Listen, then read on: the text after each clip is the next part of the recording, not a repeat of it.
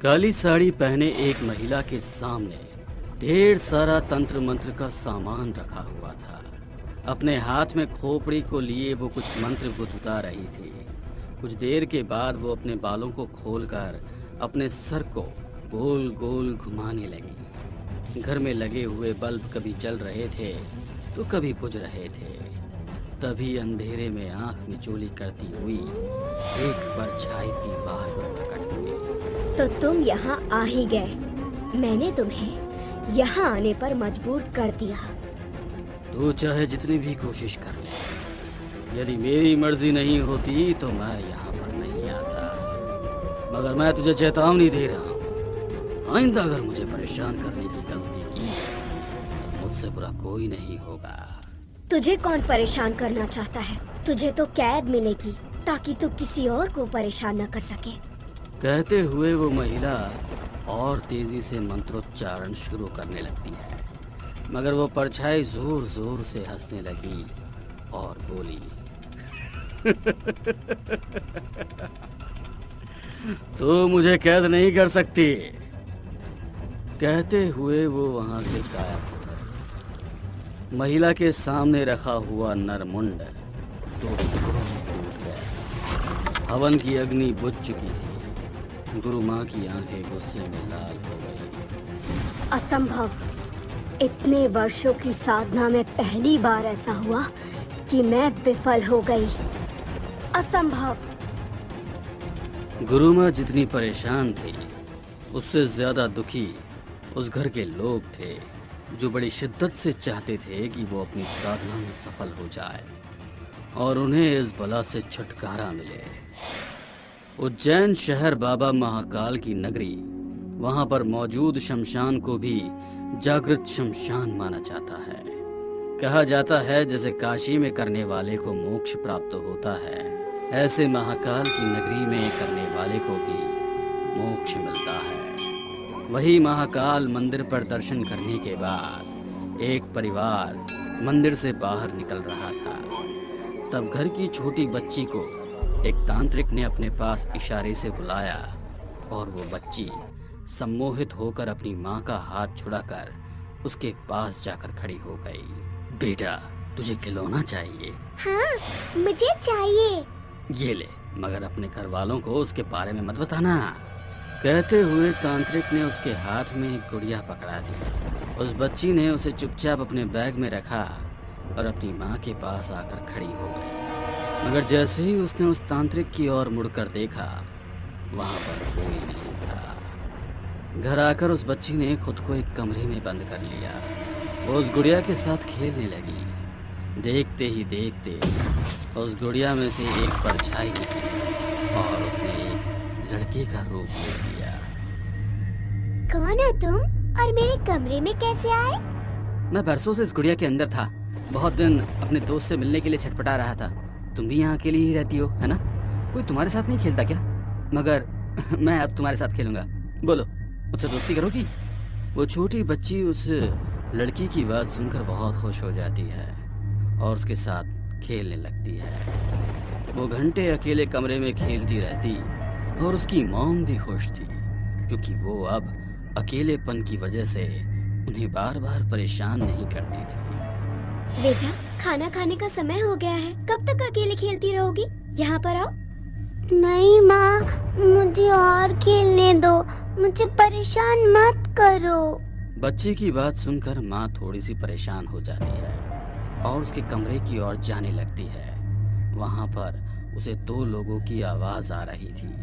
घर पे तो कोई भी नहीं आया और गुड़िया तो अकेले खेल रही थी। उसके कमरे में किसकी आवाज आ रही है? वो दबे पांव उस कमरे में दाखिल हुई तो वहाँ पर कुछ भी नहीं था और टीवी चल रहा था। मगर अपने दोस्त के अचानक से चले जाने से वो बच्ची नाराज हो गई। मम्मी, मैंने आपको मना किया था ना कि मेरे कमरे में मत आना। फिर आप क्यों आई? जाइए, मुझे आपसे बात नहीं करनी है और नहीं खाना खाना है। कहते हुए उस बच्ची का चेहरा पूरा सफेद हो गया और आंखें लाल। उसने इतनी आसानी से अपनी मम्मी को कमरे से बाहर कर दिया, मानो उसके अंदर उनसे भी ज्यादा ताकत हो। उसकी माँ हैरान हो गई। उन्हें कुछ भी समझ नहीं आ रहा था कि वो क्या करे। वो अपने पति के आने का इंतजार करने लगी, मगर ऐसा लग रहा था कि आज उसका इंतजार कुछ ज्यादा ही लंबा हो गया। रात के 1 बज रहे थे, मगर वो अभी तक नहीं आए। मोहन, कहाँ हो तुम? आज मुझे तुम्हारी सबसे ज्यादा जरूरत है और तुम अभी तक नहीं आए।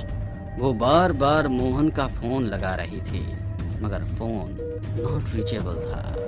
मैं ऑफिस से फोन किया तो वहाँ से पता चला कि मोहन ऑफिस से बहुत देर पहले ही निकल चुका है।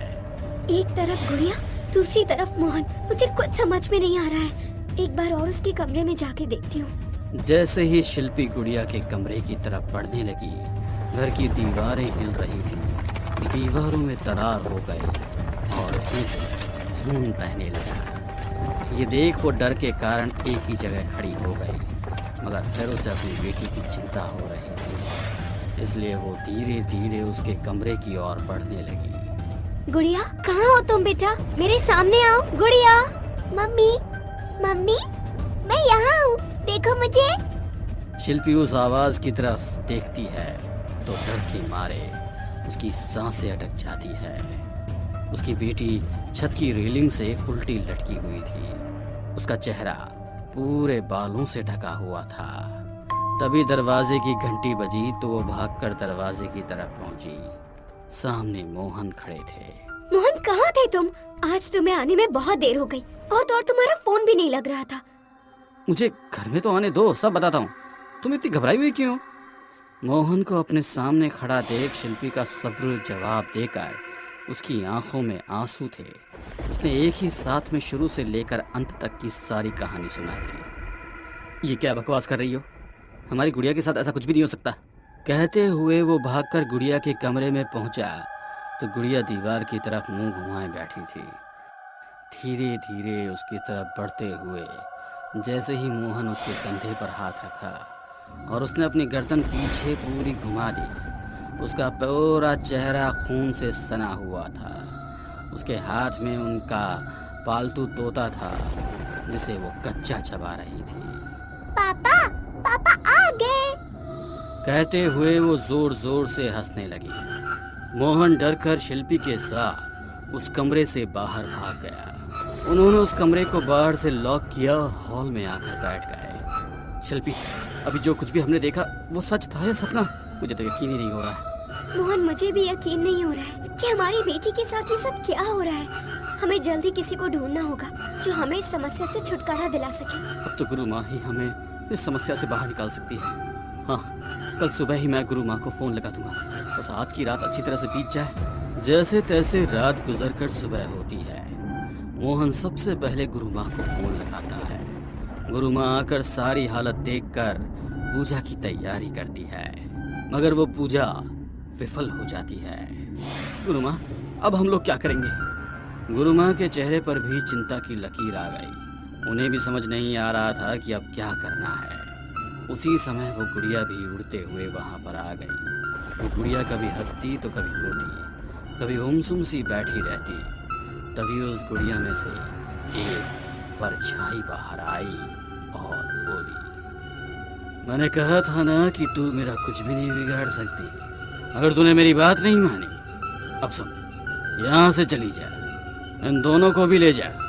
मैं अपने दोस्त के साथ यहाँ पर बहुत खुश हूँ। चले जाओ यहाँ से, वरना मुझसे बुरा कोई नहीं होगा।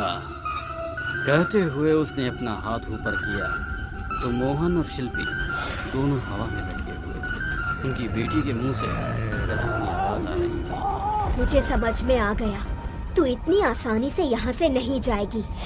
मैं पिछले 100 सालों से भटक रहा हूँ। जहाँ भी जाता हूँ लोगों को जिंदा खा जाता हूँ, मगर इस बच्ची ने मेरे साथ खेलना मंजूर किया, इसीलिए अभी तक ये जिंदा है। और यदि तुम चाहते हो कि ये जिंदा रहे तो चले जाओ यहाँ से। उसकी बातें सुनकर मोहन और शिल्पी दोनों की आंखों से आंसू निकल आए। गुरु माँ, कुछ कीजिए। गुरु माँ ने तुरंत उस बच्ची के कुछ बालों को काटा और जो खिलौना उसके हाथ में था उसके शरीर पर बांध दिया। फिर कुछ मंत्रों का जाप करते हुए उस गुड़िया के ऊपर नींबू का रस और सिंदूर डाला, फिर उसे जला दिया। उसे जलाओ मत, वो मेरा ठिकाना है। कहते हुए उसने गुस्से में अपना हाथ नीचे किया तो हवा में लटके हुए मोहन और शिल्पी दोनों नीचे गिर गए। परछाई पूरे घर के सामान को पटक रही थी। जैसे जैसे वो जल रही थी, उस बच्ची के शरीर में भी कष्ट हो रहा था। वो भी जोर जोर से चीख रही थी। तभी वो परछाई काले धुएं में बदल गई। गुरु माँ ने उस धुएं को एक मटकी के अंदर भरा और फिर उसे एक लाल कपड़े से बांध दिया। बरसों से भटकते हुए इस आत्मा की मुक्ति के लिए ईश्वर ने हम लोगों को जरिया बनाया। मुश्किलों से मैं उसे मटकी के अंदर कैद कर पाई हूँ। हमें तुरंत बनारस जाकर इसकी मुक्ति के लिए विशेष पूजा करनी होगी। गुरु माँ के कहने पर मोहन, शिल्पी और उनकी बिटिया तीनों उस मटकी को लेकर बनारस पहुंच गए। वहां पर उन्होंने बकायदा उस मटकी का अंतिम संस्कार किया और फिर श्राद्ध कर्म करने के बाद ब्राह्मण भोजन कराकर उसकी मुक्ति की प्रार्थना की। किसी अपने का पिंड दान और मुक्ति की प्रार्थना करने से जो पुण्य मिलता है, उसे कहीं ज्यादा किसी अनजान की मुक्ति की प्रार्थना और पिंड दान करने का पुण्य मिलता है। ईश्वर तुम लोगों को हमेशा सुरक्षित रखे। तुम सबका कल्याण हो, कल्याण हो, कल्याण हो, कल्याण हो।